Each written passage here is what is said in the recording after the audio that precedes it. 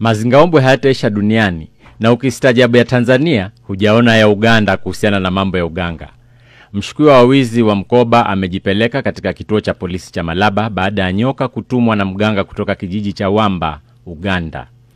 Alimuibia mganda mkoba wake siku moja iliyopita, na mganda huyo aliyekuwa kisafiri kutoka Kisumu alivunja safari na kumpigia simu mganga kutoka kwao kijijini.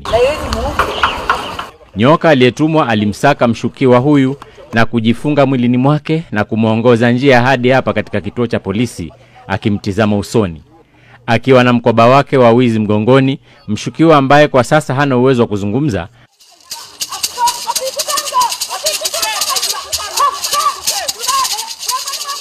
aliwashangaza wengi jinsi alivyokuwa akisakata rumba na nyoka huyo.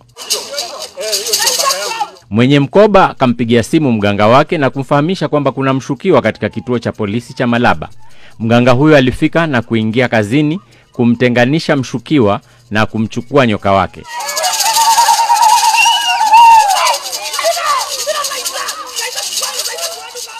Msafiri naye alichukua mkoba wake, huku mshukiwa akibakia mikononi mwa polisi.